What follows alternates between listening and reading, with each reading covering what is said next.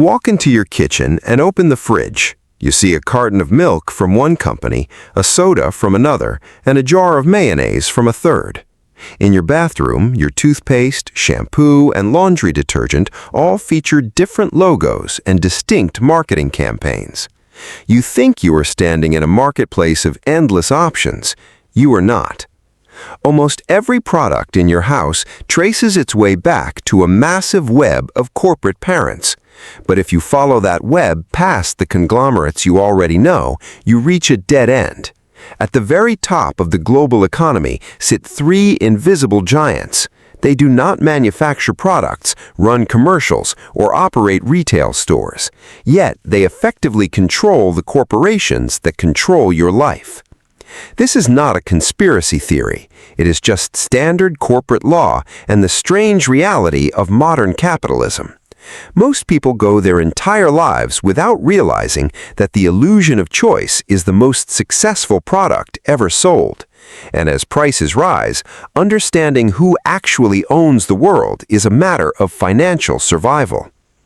When you go to a grocery store, hundreds of brands are actually owned by just a dozen mega conglomerates. PepsiCo owns your chips, Unilever owns your soap, Procter & Gamble owns your razors. For decades, this was the ultimate level of corporate consolidation. But over the last 20 years, a quiet revolution took place. The mega conglomerates themselves were slowly, systematically bought out. If you open the public financial filings for PepsiCo, Unilever, Procter & Gamble, Apple, Microsoft, Pfizer, and Coca-Cola, and scroll down to their largest shareholders, you will see the exact same three names repeated over and over again: Vanguard, BlackRock, and State Street. Together, these three firms manage over $30 trillion in assets, more than the entire annual gross domestic product of the United States. They are known as the Big Three, and they have become the dominant owners of almost every major publicly traded company on Earth.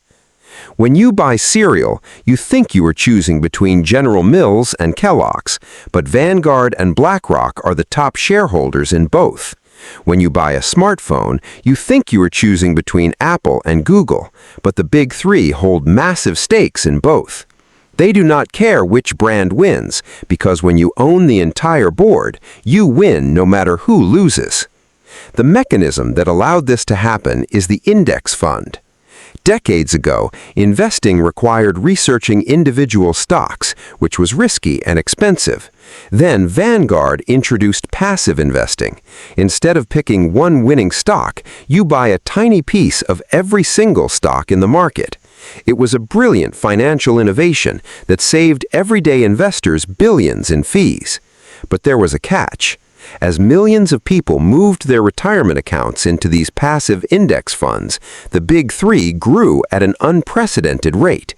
Every day, billions of dollars automatically pour into their funds. By law, they must use that money to buy more shares of every company in the stock market. Today, the Big Three are the largest shareholders in 90% of the companies listed in the S&P 500. Think about the absurdity of this mechanic. When a company performs poorly, traditional investors sell their shares, forcing change. But an index fund cannot sell. It is legally mandated to hold the stock as long as that company remains in the index. This means the Big Three are permanent, unkillable owners of the global economy. Wall Street argues that this doesn't matter because Vanguard and BlackRock don't actually own the shares, they just manage them for regular people. That's the hype. The reality is much more uncomfortable. While you might own the economic value of the share in your retirement account, you do not get the voting rights. In the corporate world, shares equal votes. Every year, public companies vote on critical issues: who sits on the board, how much the CEO gets paid, and what the corporate strategy should be. Because regular investors hand over their voting power, executives at the Big Three wield immense influence. When BlackRock or Vanguard shows up to a corporate boardroom, they represent the single largest voting bloc. If a CEO wants to keep their job, they must align with the desires of these three institutions. This creates a phenomenon called horizontal shareholding, and it's quietly rewriting the rules of supply and demand. In a healthy economy, companies are supposed to compete fiercely. Delta competes with American. Coke competes with Pepsi. This competition drives prices down for you. But what happens when the same three institutional investors own massive stakes in both competitors? The incentive for fierce competition evaporates. If Delta cuts prices to steal customers, Delta's profits drop, and American's profits drop too. For an asset manager that owns both, this price war is a net negative. They want both companies to maximize profits simultaneously.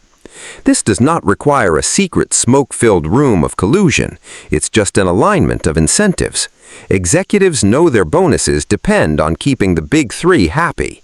The easiest way to do that is to maintain high profit margins, avoid aggressive price wars, and focus on stock buybacks.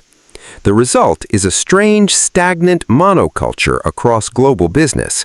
Brands appear different on the outside, but act with a unified mind on the inside. It explains why when one streaming service raises its prices, all the others follow suit a few months later. It explains why when one airline introduces a new baggage fee, every other airline adopts the same rule. The mechanism of competition is dead. As this system consolidates, the stakes escalate. We are no longer talking about the price of cereal. We're talking about power over the basic infrastructure of society. Because these three firms own significant stakes in every sector, they have a massive say in the future of energy, healthcare, technology, and housing. Over the past few years, institutional capital has flooded into residential real estate, buying up single-family homes and turning neighborhoods into permanent rentals. When you try to buy a house, you are competing with the infinite capital reserves of Wall Street. The ultimate risk is sheer fragility.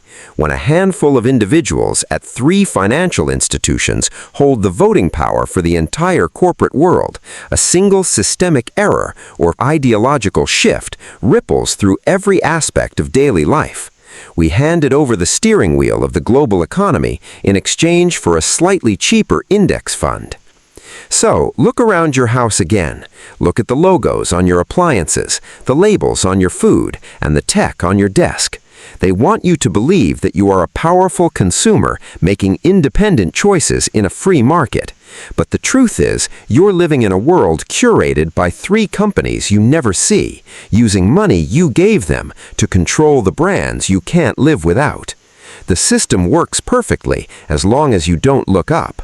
But once you see the invisible architecture holding it all together, it becomes impossible to unsee, which leaves us with a final, uncomfortable question. In an economy where three entities own everything, do you actually own anything at all?